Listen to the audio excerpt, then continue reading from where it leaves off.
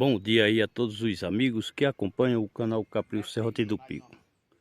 Sejam todos bem-vindos a mais uma programação aqui do canal. Pessoal, hoje eu estou recebendo aqui o técnico que me acompanha aqui, né? E do Senac, que me acompanha aqui no Caprio Serrote do Pico. E ele está aqui já projetando, né, alguns trabalhos para ser feito aqui nessa terra arada. Essa terra foi sulcada mês passado, né? Estamos no mês de novembro, mês de outubro, começo de outubro a gente sulcou essa terra aqui. E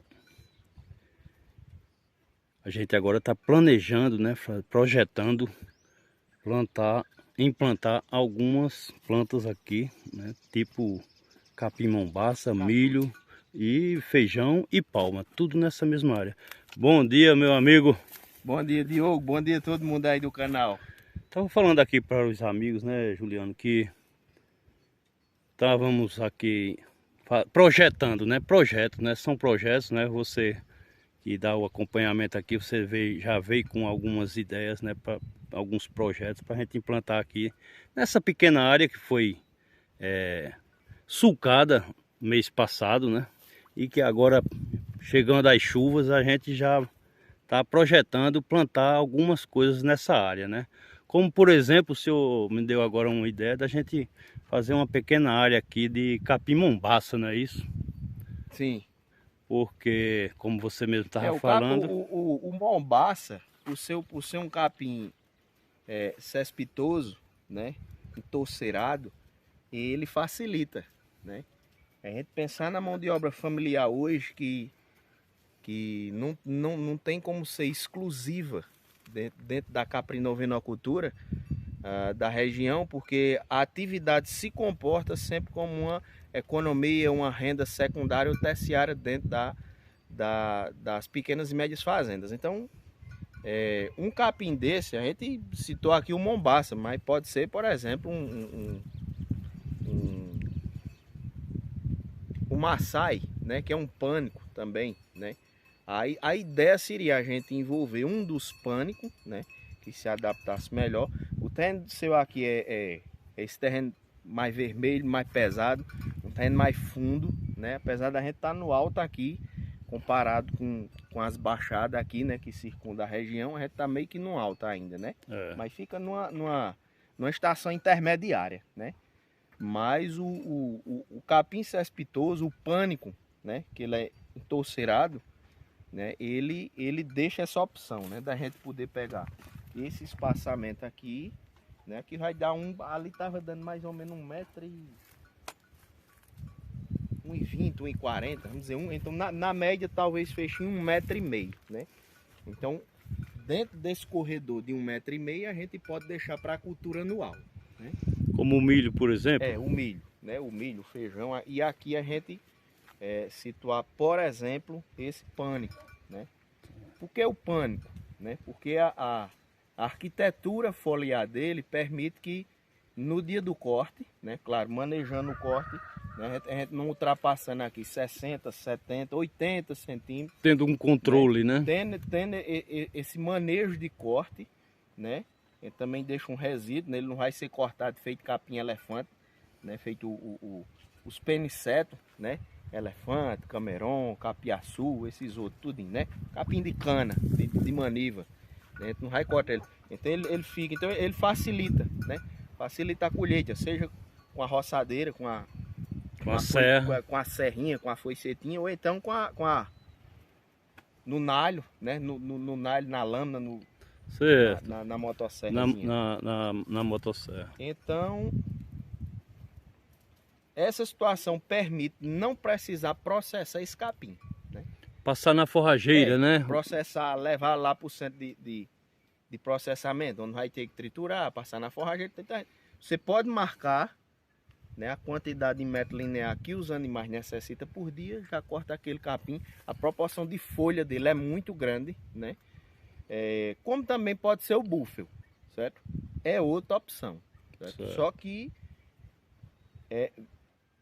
tendo em vista que ele concentra a torceira, ele fica mais concentrado, vamos dizer assim, ele é mais educado do que o búfalo, né? Porque o búfalo ele vai ele tem um perfilhamento um pouco mais agressivo do lado, de repente ele pode invadir um pouquinho aqui.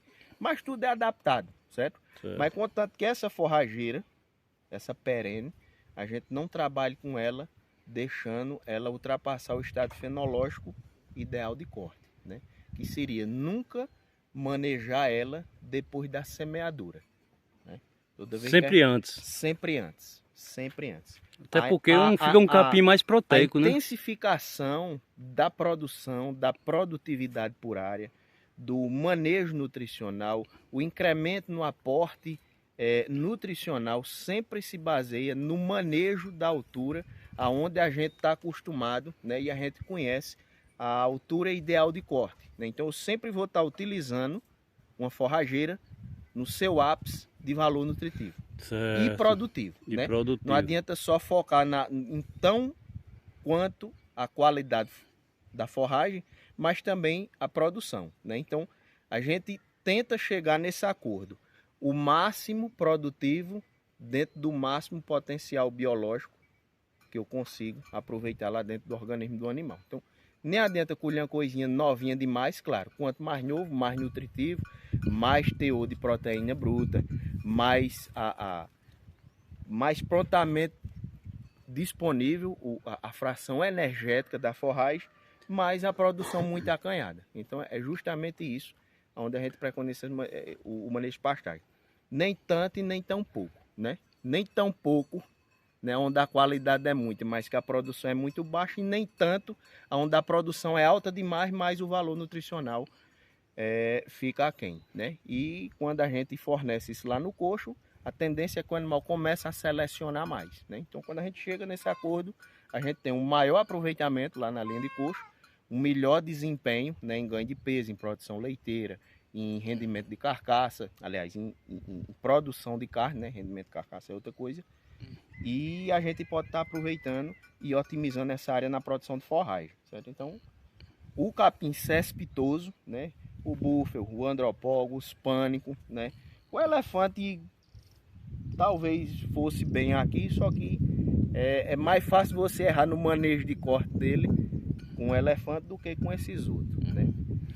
Então, seria aproveitar, né, e deixar esse meio aqui, já que a planta cespitosa, ela tende a ficar no cantinho dela, né? Ela não sai mais para lateral, não. Você pegar aqui, por exemplo, um urucloa, né, que é o capim corrente, né? Uma braquiária decumbens, qualquer dessas braquiárias que tem crescimento rasteiro, sabe? Um tifton piorou, né? Você planta o galinho dele aqui, ele se espalha. Ele vai bater lá com lá, né? Então, o cespitoso não, ele fica paradinho aqui, né? Ele vai renovando o perfil aqui ao redor da torceira, corta, ele rebrota, mas ele está sempre lá no cantinho dele, né? Então a gente pode aproveitar um sistema desse aqui para produzir uma cultura perene, né? Produção de forragem, e trabalhar uma cultura anual aqui no meio. Então a gente teria aqui nesse caso, né, a produção do... Eita, acabei de falar o nome, esqueci. Primeiro que eu falei, Mombaça. O Mombaça, né? E também na mesma área eu posso produzir o milho, não é isso? Sim. As duas produções, né? Para a sua situação aqui. Certo. Levando em consideração o seu solo, o índice pluviométrico, né? Haja visto que os pânicos, né? Eles não são de baixa exigência, eles são de média a alta exigência, né? Aqui também você tem uma disponibilidade de água. Não tanta, mas você tem sim uma disponibilidade. Para uma pequena área dá sim. Para disponibilizar um gotejo aqui, então você consegue tornar um sistema rotativo com uma produção econômica, né? Um econômico baixo, né? E você tem um resultado muito satisfatório no custo. E a gente comentando aqui também, né? Esse Mombaça, né? A gente pode dar cortes nele, né? De 30 em 30 dias a gente pode estar fazendo esse corte para trabalhar essa melhor 21, produção 25, com a nutrição, não é isso? né? Então, se for para pegar ele um pouco mais para cima, aí precisa de dar uma triturada, para não ter desperdício. E também tem essa vantagem de, como você falou, né, de 25, de 20 a 25 dias fazendo o corte, não precisa ser triturado. Se não precisa ser triturado, a gente não gasta energia, não é isso? Viabiliza mão de obra, com certeza. Com certeza. Né, porque pode ser ensacado na cestinha, os animais consomem muito bem na cestinha. Nesse período, né? Ou cortado no coxo, não é isso?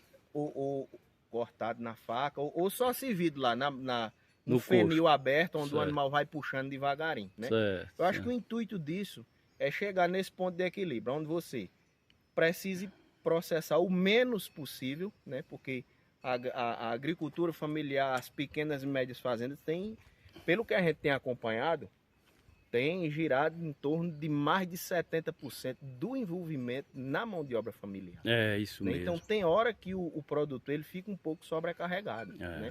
E se a gente for parar para fazer uma análise, disponibilidade de mão de obra diarista, de mão de obra contratada, isso está se acabando. Né? Cada vez mais o campo ele vai precisar se adaptar a um sistema onde você busque melhorar resultado, mais baseado na praticidade, e tornar a coisa mais fácil, tornar a coisa mais eficiente. E também mais econômica, porque quando você deixa de passar na forjazeira, você está economizando mão de obra e energia. Exatamente. Não é isso? A energia hoje é um pouco cara, às vezes até inviabiliza o criatório, né? Porque é muito caro. E tudo que seja para a gente economizar energia... melhora seu resultado. Veja que um planejamento econômico, ele se baseia na melhoria do resultado. Não adianta eu só economizar. Eu economizo, mas meus bichos param de ganhar peso. Então não adiantou nada dessa economia. Nessa situação não. A gente está economizando tempo, economiza a mão de obra, economiza a energia e fornece um volumoso de alta qualidade. De alta qualidade. Nessa mesma área aqui que a gente estava vendo, né? A gente viu que dá para dividir aqui ao meio. Nessa mesma área aqui dá para a gente dividir ao meio. Ela é uma área muito boa para o rebanho atual, né? Porque você já comercializou muito a cabritada, acho que só tem 2 ou 3. Né? Esse ano já foi comercializado 15, né?